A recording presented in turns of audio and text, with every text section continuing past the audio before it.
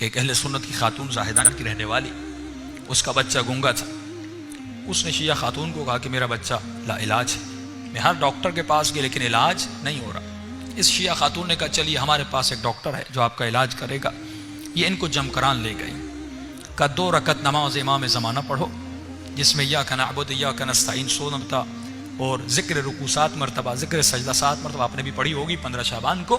فرمایا 2 رکعت نماز پڑھو، اس کے بعد سجدے میں جاؤ اور 100 مرتبہ ذکر صلوات کرو. یہ خاتون کہتی ہے میں نے یہی کیا، سجدے میں جا کر 100 مرتبہ ذکر صلوات کیا. اب میری آنکھ لگ گئی، مجھے نیند آ گئی. خواب کے عالم میں کیا دیکھتی ہوں، پورے جمکران میں مجمع لگا ہے، بھیڑ لگی ہے، اس مجمع کے بیچ میں ایک نورانی چہرہ ہے.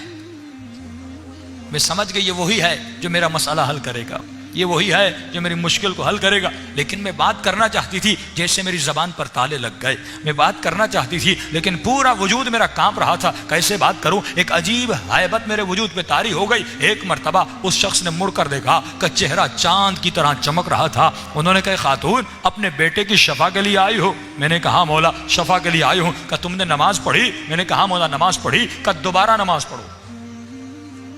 کیا کرو؟ دوبارہ نماز پڑھو. میں نے کہا مولا ایک دفعہ پڑھی ہے. کہ دوبارہ پڑھو. کہ جیسے میری آنکھ کھلی میں نے وضو کیا، 2 رکعت نماز پڑھی، اب سجدے میں گئی. اس کا فلسفہ سمجھیے. فرمایا جب پہلے نماز پڑھی تھی تو شک تھا، ہماری دعائیں کیوں نہیں قبول ہوتی؟ ہم کربلا جاتے ہیں، شک میں دعا کرتے ہیں.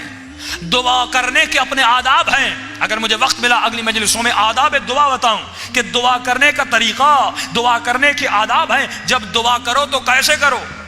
کیا مسئلہ ایک دعا کرتا ہے اسے شفا ملتی ہے؟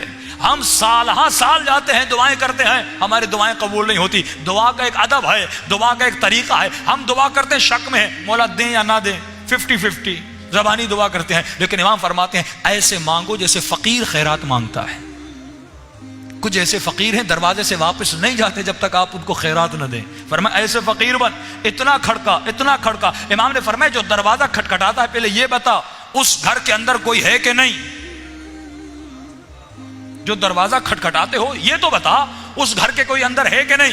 کہ مولا یقین ہے خدا سن رہا ہے، آپ سن رہے ہیں، گھر کے اندر کوئی ہے. تو امام نے فرمایا پھر اتنا کھٹکا جب تک وہ دروازہ کھول نہیں لیتا.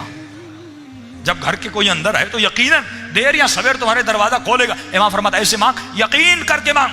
اسی لیے میں زور دیتا ہوں آپ پر کہ عزیزان محترم اپنی روحانیت کو اتنا بڑھائیے کہ اہل بیت کی کم از کم زندگی میں 1 مرتبہ زیارت ہو جائے. جب زیارت اہل بیت ہو جائے گی اس کا مطلب آپ کو یقین پیدا ہو جائے گا.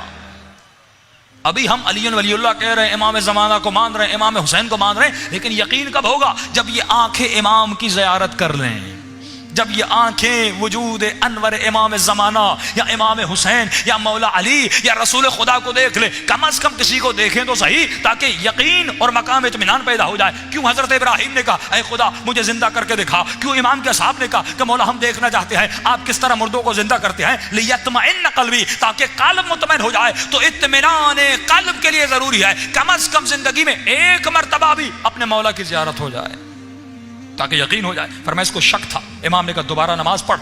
کیونکہ اب جب دوبارہ پڑھا اس نے خواب میں دیکھ لیا کہ کوئی ہے سننے والا، کوئی ہے مجھ سے باتیں کرنے والا، کوئی ہے میرے درد اور تکلیف اور مصیبتوں کو سننے والا جس کے ساتھ میں اپنی مصیبت بانٹوں. 1 مرتبہ نیند سے اٹھی، وضو کیا، جب دوبارہ نماز پڑھی. اب یہ خاتون کہتی ہے اب جب میں سجدے میں گئی میں نے 100 مرتبہ صلوات پڑھی، بس آخری صلوات کے قریب تھی. 1 مرتبہ میرے بچے نے مجھے اٹھایا، اماں اٹھیے مجھے پیاس لگی ہے، مجھے بھوک لگی ہے.